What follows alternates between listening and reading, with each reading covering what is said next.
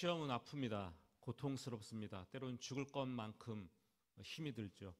2015년 인생의 큰 시험을 당했을 때 그때 울부짖는 것이 하루의 일상이었습니다. 어느 날 성경을 읽고 있는데 예수님께서 십자가에서 고난당하시며 외치신 그 말씀, 나의 하나님 어찌하여 나를 버리셨나이까.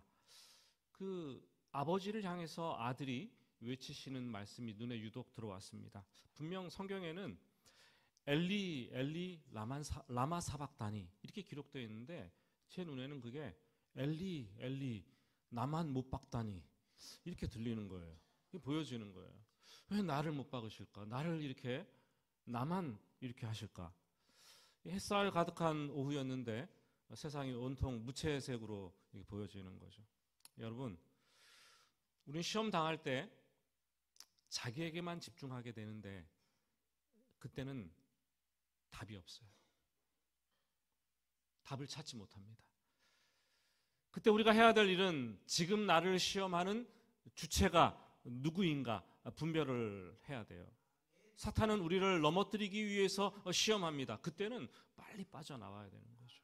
하나님은 우리를 굳건하게 세우기 위해서 시험합니다. 그때는 힘들어도 묵묵하게 통과해야 되는 거죠. 시험은 주로 고난의 모습으로 찾아오는데 고난은 손님처럼 왔다가 때가 되면 바람처럼 떠납니다. 고난은 스승처럼 왔다가 교훈을 남기고 떠나갑니다. 고난이 떠나간 자리에는 반드시 그 자리에 꽃이 피게 돼 있어요. 고난 때문에 강해졌어요. 고난 때문에 내 교만이 꺾였어요. 고난 때문에 내가 더 잘 준비되어졌어요. 고난 때문에 내 인생의 부족함이 메꾸어졌어요. 고난 때문에 내 인격이 더욱 원숙하게 되었어요. 고난 때문에 신앙에 성숙한 사람이 되었습니다. 예수 믿고 신앙의 초짜 시기에는 하나님께서 희한하게 주시는 것으로 시험합니다. 달라는 대로 다 주세요. 근데 그게 시험이에요. 달라지 않는 것까지도 주시겠다고 약속을 해주세요. 그게 시험이에요. 주시면서 어떤 태도로 받고 있는지, 그리고 받은 것을 어떻게 사용하는지, 준다고 약속을 했는데 이것을 믿음으로 잘 기다리고 조급해하지 않고 기다리고 있는지, 그것을 시험합니다. 근데 신앙의 연수가 지나고 믿음이 단련된 이후에는 하나님께서 가져가시는 것, 조금 더 강하게 표현하면 빼앗는 것, 그것으로 시험을 하십니다. 그래서 마지막 가장 최종적인 시험은 나의 가장 소중한 것을 하나님께서 달라고 다오라고 하시는 거예요. 아직 여러분이 가장 소중한 것을 가지고 있다면 최종 시험에 이르지 않은 것일 수도 있습니다. 그때 하나님은 우리가 믿음으로 어떻게 반응하는지, 그리고 그런 와중에서 우리가 하나님을 얼마나 신뢰하고 끝까지 하나님을 경외하는지 그것을 확인하십니다. 그게 하나님께서 우리를 시험하시는 이유입니다. 창세기 22장을 보고 있는데 구약의 시험장입니다. 아브라함이 하나님의 말씀을 듣고 순종하기로 결단한 이후 아침에 일찍 일어났습니다. 그런데 그 이전에 첫 하갈과 이스마엘을 떠나보내려고 해서 순종을 했는데 이제는 100세 얻은 아들, 정말 가장 귀한 아들 아닙니까? 가장 귀한 것 아닙니까? 그것을 모리아산에 바치라고 하나님께서 말씀하시는 거예요. 그때 아침에 일찍 그 말씀을 듣고 일어났어요. 일찍 일어나서 나귀의 안장을 지웁니다. 두 종을 준비시키고 아들을 데리고 하나님께서 지시하신 곳으로 향해서 떠나갑니다. 생각해 보십시오. 가서 자식을 죽여야 하는데 뭐 그렇게 일찍 떠날 필요가 있겠습니까? 그렇죠? 근데 하나님 말씀을 듣고 즉시로 일찍 일어나서 순종을 합니다. 뭐 아침에 떠날 필요가 있어요, 이렇게 일찍? 여러분, 순종은 미루면 못하는 거예요. 미루면 못합니다. 새벽에 일찍 일어나서 내 인생의 이 불현듯 다가온 시험을 놓고 숨고르기를 하고 기도했을 것이고 즉각적으로 하나님의 인도하심을 따르고 순종하는 그 일이 우리에게 중요합니다. 이 브엘세바에서 모리아까지 사흘길 80km였어요. 좀 긴 거리죠, 사흘이라 그러면. 비행기를 타고 장거리 여행을 할 때는 보통 5시간 정도 지나가면 오금이 틀리고 이코노미석을 타면 굉장히 피곤하잖아요. 자리가 좁으니까 지루합니다. 그렇게 열몇 시간을 이렇게 대륙을 횡단해서 가다 보면은 30분 전에 목적지에 도착하기 30분 전에 방송이 나오죠. 기내 방송이 나오는데 이제 곧 어디를 도착하게 됩니다. 준비하세요. 이렇게 나오면 기지개를 탁 펴고 그러면 이제 피곤이 싹 물러가는 것을 느끼잖아요. 하지만 아브라함은 목적지가 점점 가까워오면 가까워올수록 괴롭습니다. 두렵습니다. 떨립니다. 이 두려움이 쓰나미처럼 그의 마음을 강타하는 거예요. 아들을 죽여야 되는 그 시간이 가까워왔기 때문이죠. 드디어 모리아 산에 도착을 했습니다. 이제 산 위로 올라가야 되는 그 시간입니다. 5절 말씀을 한번 볼까요? 5절 같이 읽어보겠습니다. 이에 아브라함이 종들에게 이르되 너희는 나귀와 함께 여기서 기다리라. 내가 아이와 함께 저기 가서 예배하고 우리가 너희에게로 돌아오리라 하고. 나무를 지고 가기 힘들잖아요.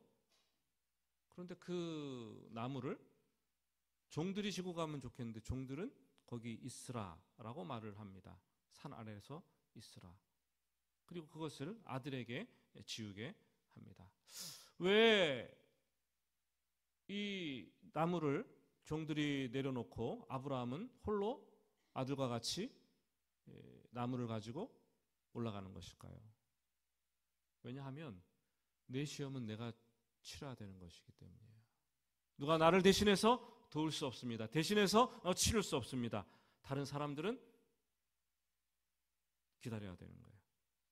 인생을 살다 보면 내 자식이 시험을 치를 때가 있어요. 그러는데 부모인 내가 아무것도 해줄 수 없이 그저 그냥 지켜보고 있을 때가 있어요.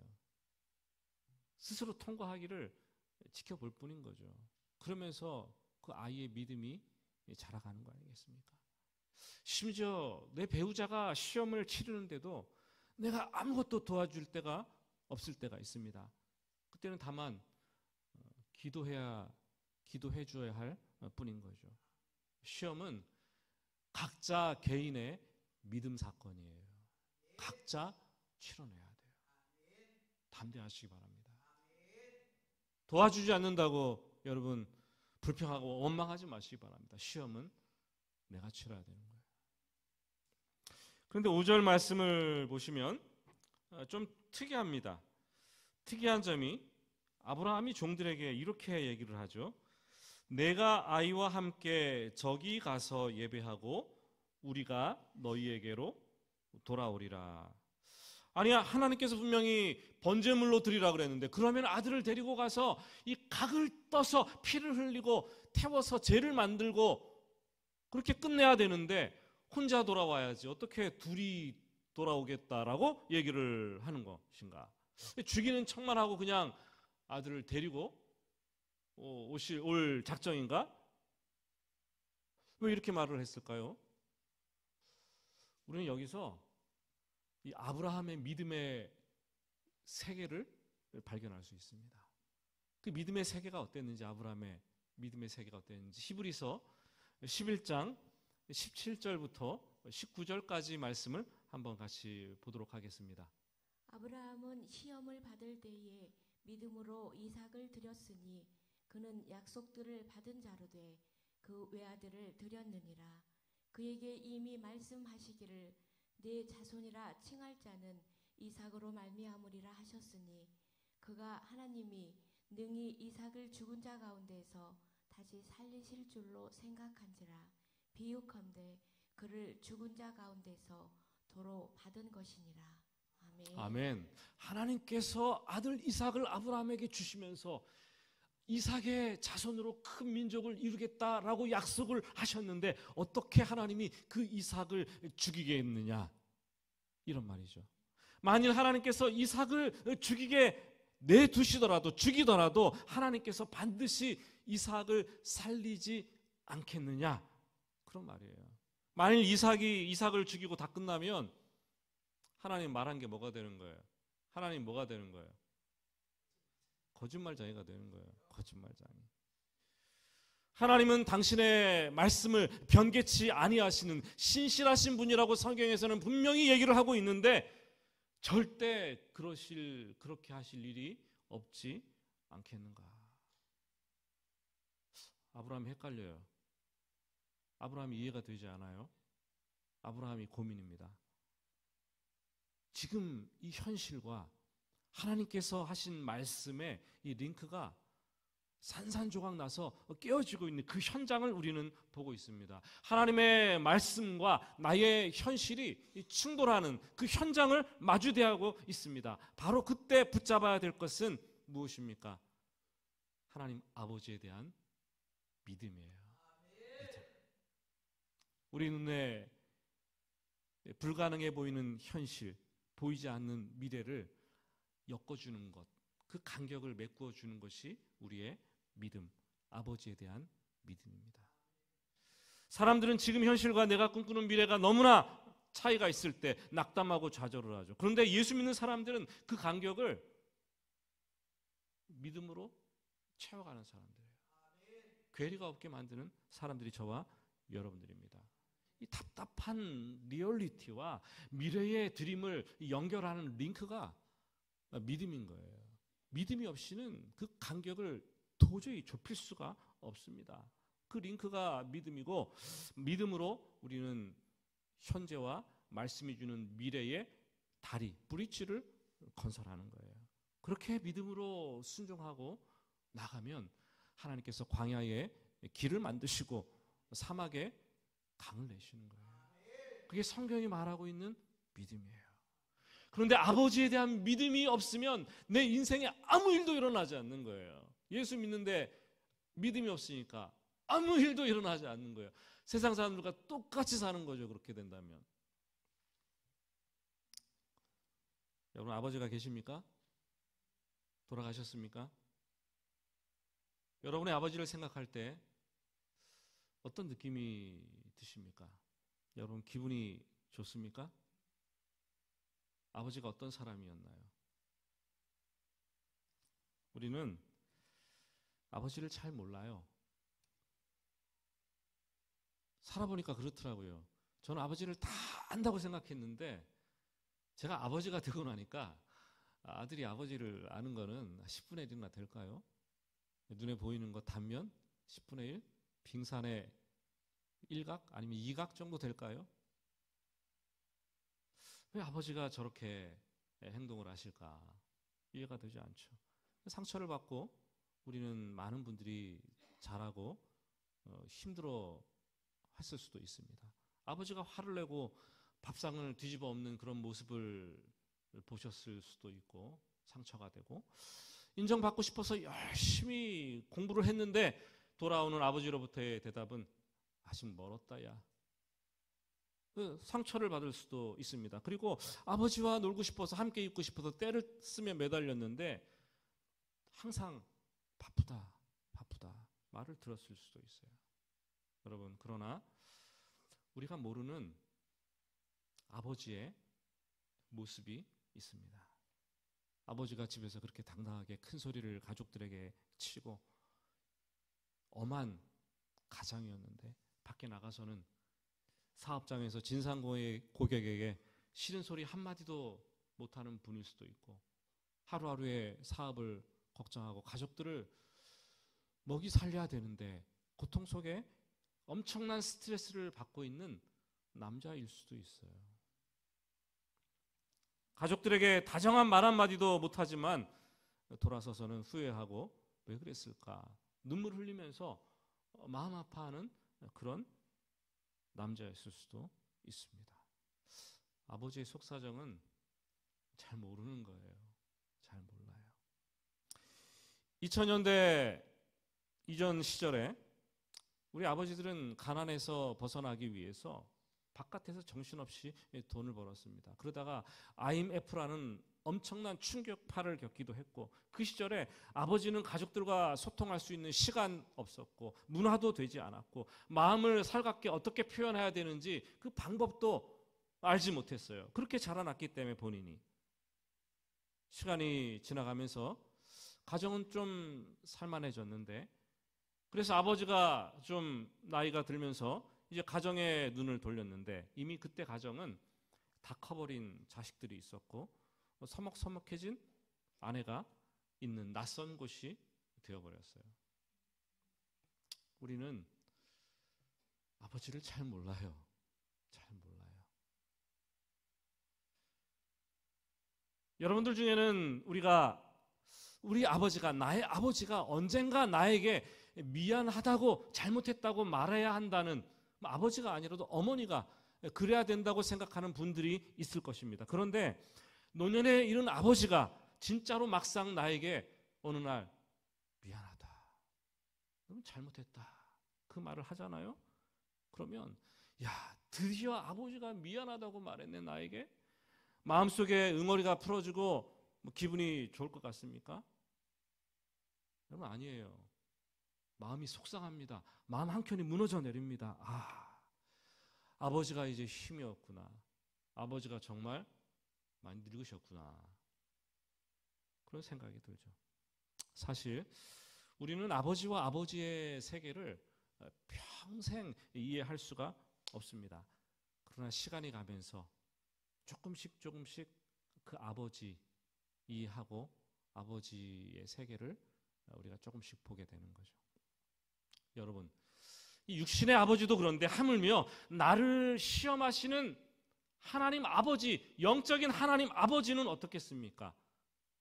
우리 너무 몰라요. 잘 몰라요. 이해할 수 없어요. 처음에는 그냥 내가 잘못하니까 마음에 안 들어서 나를 벌하시고 징계하시고 괴롭히시는 분으로 생각할 수가 있게 되겠죠. 그러나 믿음이 점점 성숙해지면서 아버지를 조금씩 알아가는 거예요. 나를 바라보시면서 아버지가 얼마나 고통스러우실까. 내가 죄악된 길에 있을 때 아버지의 마음은 얼마나 범민하실까. 나 때문에 얼마나 아파하실까. 이런 생각이 들지 않겠습니까? 이 아브라함은 이 번제 드릴 나무를 이삭에게 지었습니다. 나무를 지었으니까 지게를 졌나요? 꾸러미를 졌나요? 모르겠지만 한 15, 16세 정도 되었을 거라는 생각이 드는데, 그리고 아브라함은 자기 손에 아들을 태울 불을 들고 아들을 찔러 죽일 칼을 듭니다. 그리고 아들과 동행합니다. 이 고통 가운데 아들을 모리아산 사지로 몰아가는 아브라함의 마음, 손에 횃불을 들고 칼을 들고 아들과 동행하는 아버지의 마음, 저는 마치 자기 아들 예수를 십자가에 못 박으려고 칼과 뭉치를 든 로마 군인들을 보내서 체포하게 하시는 하나님 아버지, 그 아들에게 자기가 죽을 나무 십자가를 지우고 골고다 언덕까지 올라가라고 하셨던 그 아버지, 하나님 아버지의 마음과 어쩜 그리 똑같을까? 이런 생각이 마음속에 들어왔어요. 사실 7절을 보면 마음이 참 아프죠. 이삭이 말을 합니다. 내 아버지여. 아브라함이 대답합니다. 내 아들아, 여기 있노라. 그냥 아버지라고 말하면 될 텐데, 그냥 아들아 그러면 될 텐데 뭐라고 말해요? 내 아들아, 내 아버지요. 부자 사이에 정말 깊은 사랑, 끈끈한 이 관계가 맺혀 있는 것을 보게 됩니다. 아무 말도 하지 않았으면 좋겠는데 아들이 또 얘기를 합니다. 아버지, 번제할 어린 양은 어디 있습니까? 아버지의 가슴이 무너져 내리는 거죠. 아버지의 눈에 눈물이 고이고 그의 심장은 더 이상 자신의 것이 아닌 것처럼 통제할 수 없을 정도로 펄떡펄떡거리면서 뛰기 시작했겠죠. 아브라함이 그때 대답합니다. 8절, 하나님께서 자기를 위하여 친히 준비하시리라. 믿음은 정신력도 아니고 자기 확신도 아니고 하나님께서 준비하시리라는 신뢰입니다. 하나님께서 준비하시리라. 뭐 어떻게 되겠지? 이런 거 아닙니다, 여러분. 누가 도와줄 거야? 이런 거 아니에요. 십자가 죽음을 앞두고 이 겟세마네 동산에서 예수님께서 아버지에게 묻습니다. 내가 이 잔을 꼭 마셔야 하겠습니까? 2번, 3번 물으십니다. 근데 하나님은 아무 말씀도 하실 수가 없었습니다. 그저 침묵하셨습니다. 그리고 아들이 십자가에 달려 죽을 때 십자가 상에서도 묻습니다. 엘리, 엘리, 라마 사박다니. 나의 아버지요, 나의 아버지. 나의 하나님이요, 나의 하나님이요. 어찌하여 나를 버리십니까? 하나님은 또 침묵을 하십니다. 여러분, 너무 고통스러우면 말이 안 나오는 거예요. 침묵은 어떤 언어보다 극한의 고통의 언어가 바로 침묵입니다. 아들의 말을 아버지가 들으셨을 때는 심장이 멎는 것 같은, 우리가 어찌 그 하나님 아버지의 마음을 짐작이나 하겠습니까? 아버지는 당신의 고통을 이 해가 빛을 잃게 하는 것으로, 온 우주의 등불을 다 끄시는 것으로, 그리고 흑암이 임하는 것으로 표현을 하셨습니다. 흑암 가운데, 어둠 가운데 홀로 아버지께서 계셨습니다. 이 하나님은 마지막 순간에 이삭을 대신할 순양을 준비하셨잖아요. 그런데 십자가에서 아들을 대신할 아무것도 준비해 놓지 않았어요. 아브라함을 위해서는 순양을 준비해 놓았는데, 이삭 대신에 순양이었는데 십자가에서는 아들을, 예수를 대신할 아무것도 준비해 놓지 않았어요. 그냥 아들 예수가 직접 어린 양이 되어서 죄인들의 죄값을 다 치르고 지옥 형벌을 완전히 저주를 받고 십자가에 죽는 것, 그게 하나님 아버지의 목적이었습니다. 그냥 아들의 이 저주스러운 죽음을 다 지켜보셨어요. 저는 그렇게 생각합니다. 이 하나님이 아브라함에게 아들을 번제물로 바치라고 하신 그 까닭은 장차 십자가에서 자기 아들을 하나님께서 죽이실 건데 하나님 아버지의 마음을 조금이라도 이해하도록 아브라함에게 길을 열어주신 거라고 생각해요.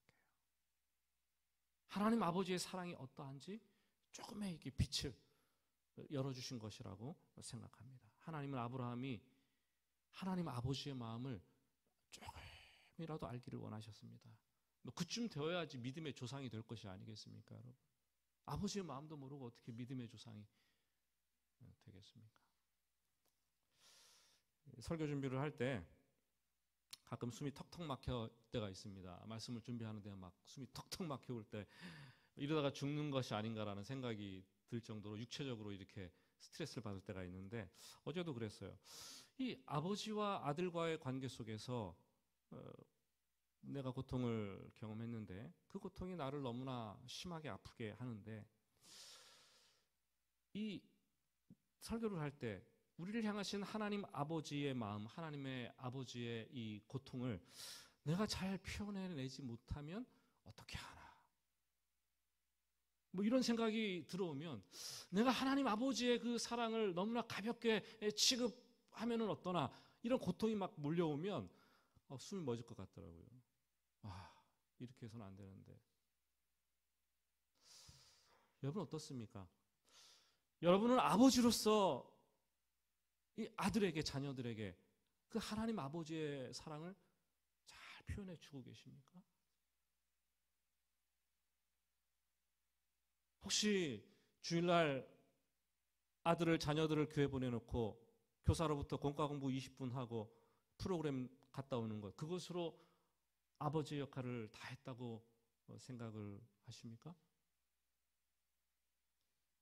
사랑하는 여러분, 우리는 하나님 아버지의 그 마음을 자녀들에게 보여줘야 돼. 그런 위치에 서 있는 사람들입니다.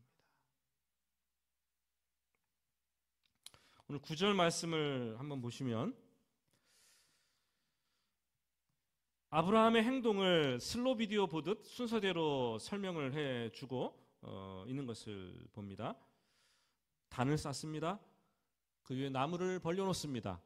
이삭을 결박합니다. 그리고 묶은 이삭을 제단 위에 올려놓습니다. 이 결박이란 단어가 히브리어로 아케다인데, 그래서 히브리인들은 아케다 사건, 결박 사건이라고 본문을 이해를 하는데, 제단 위에 결박을 하고 손을 내밀어서 칼을 잡습니다.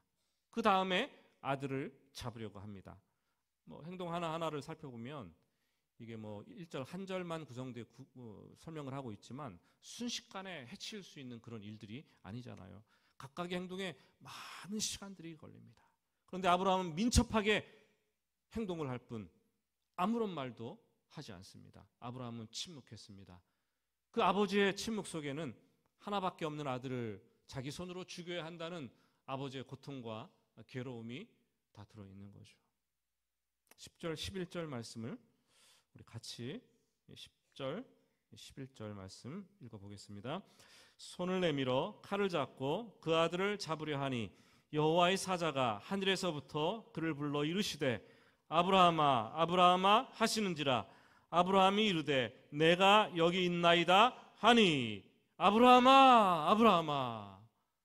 하나님께서 두 번을 부르실 때에는 엄청 다급하다는 사인인 거죠. 이삭의 희생을 빨리 막아야 했습니다. 1초만 늦었어도 어린 이삭의 생명은 죽었겠죠. 떠나갔겠죠. 하나님은 꼭 필요한 결정적인 순간에 우리를 딱 하고 찾아오십니다. 1분 1초라도 늦는 법이 없어요. 가장 정확한 시간에 우리에게 다가오십니다. 정확하게 일하십니다. 그리고 하나님은 너의 믿음을 확인했다. 이제 됐다. 말씀하시는 거죠. 여러분, 하나님께서 너의 믿음을 확인했다. 이제 됐다. 라고 말씀하실 때는 아브라함이 번제를 드리라는 말씀을 듣고 다음날 아침에 이 나귀 위에 안장을 올려놓을 때가 아니었습니다.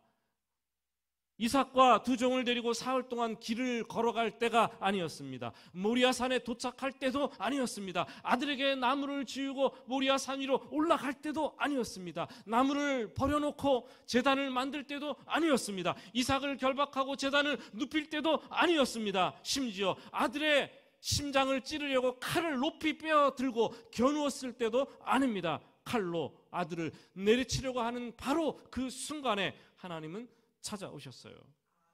그때 아브라함아 아브라함아. 우리의 크로노스가 카이로스로 하나님의 개입으로 하나님이 일하시는 시간으로 바뀌어지는 그 시간입니다. 여러분, 이 하나님의 관심은 나의 가장 소중한 것, 정말 내가 아끼는 독자 이삭을 빼앗는 것이 아니라 내 믿음의 정도를 알아보시는 거예요. 알아보는 것. 얘가 어느 정도까지 순종할 수 있는지 점검해 보시는 것이죠. 얘가 진짜 믿음이 있는지 이거를 체크해 보시는 거예요. 믿음은 끝까지 가는 것입니다. 하나님은 마지막까지 우리의 믿음을 보십니다. 근데 우리는 어떡합니까? 우리는 어떤 사건이 있고 시험을 받고 그러면 내가 이 마지노선을 정해놔요. 하나님, 내가 순종하겠지만 이 선은 넘지 않겠습니다. 요거까지만 하겠습니다. 그렇죠? 여기까지만 제가 할 수 있을 것 같습니다. 믿음도 그렇고 사랑도 그렇고 우리 인간의 불완전한 인간은 항상 그렇게 자기가 한계를 다 정해놔요. 하지만 하나님은 우리를 벼랑 끝까지 데리고 가시는 분이에요. 벼랑 끝에 서서 뛰어내릴 때 그 믿음을 보시는 거예요. 됐다.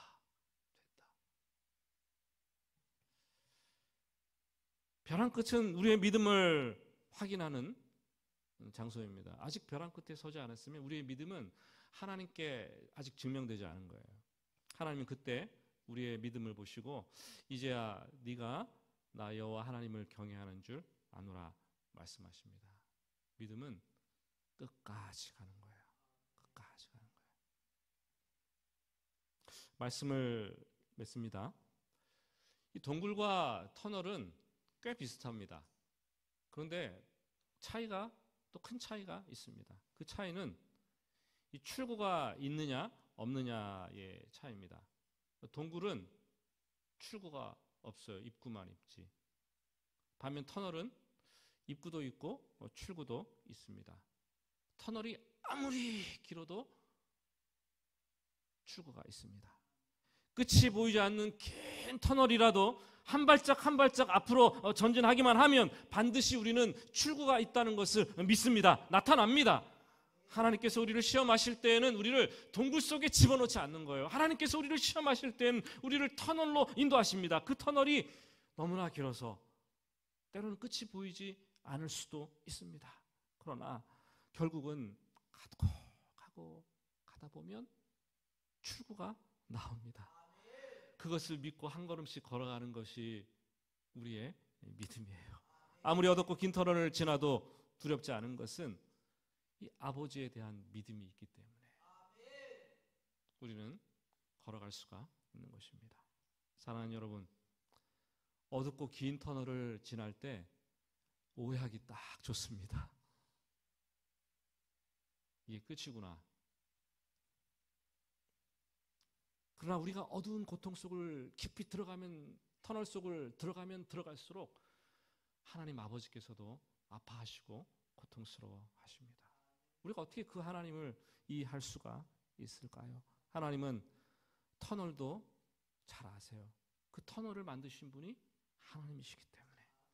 그리고 터널 속에, 어둠 속에 있는 내가 어떠할지 너무나 잘 아십니다. 자기 형상을 닮은 아들이 고통 속에 있을 것이라는 것을 아시고 정말 탄식하시며 우시는 분이 하나님이십니다. 사랑하는 여러분, 우리가 터널을 다 통과한 이후에는 반드시 밝은 빛이 우리를 기다립니다. 아버지의 넓은 품으로 우리를 안아 주실 것입니다. 사망의 음침한 골짜기를 나오는 사람들에게 하나님께서 기름 발라주시고 상처를 치유하시는 것처럼 그런 작업을 하실 것이라는 거죠. 그래서 우리는 그 믿음 가지고 끝까지 갑니다. 끝까지 믿음입니다. 오직 믿음입니다. 아버지에 대한 그 믿음으로 우리는 오늘도 하루를 살아내고 걸어가는 거예요. 그 믿음이 없다면 못 갑니다. 믿음만 가지고 가시는 여러분들, 믿음만 가지고 가시는 여러분의 가정 되시기를 예수님의 이름으로 축복합니다. 우리 잠깐 묵상으로 기도할까요?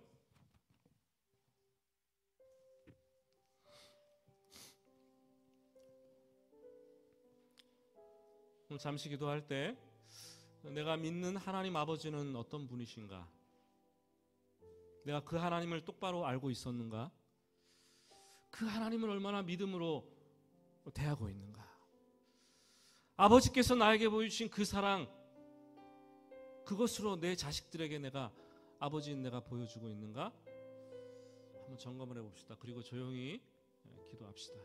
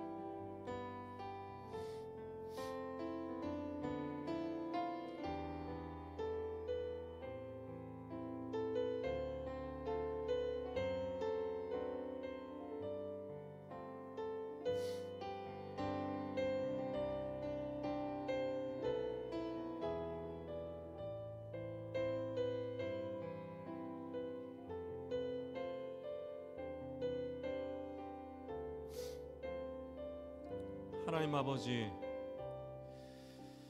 우리가 아버지의 마음을 얼마나 알까요? 육신의 아버지의 마음도 잘 모르는데 하나님 아버지의 마음을 감히 알 수나 있겠습니까? 그러나 우리가 시험 당할 때, 고통 당할 때 아버지께서 얼마나 아파하시는지, 무엇을 준비하시는지 오늘 말씀을 통해서 배웠습니다. 아버지의 마음 알아 육신의 좋은 아버지 될 수 있도록 인도하여 주시옵소서. 예수님의 이름으로 기도드립니다. 아멘.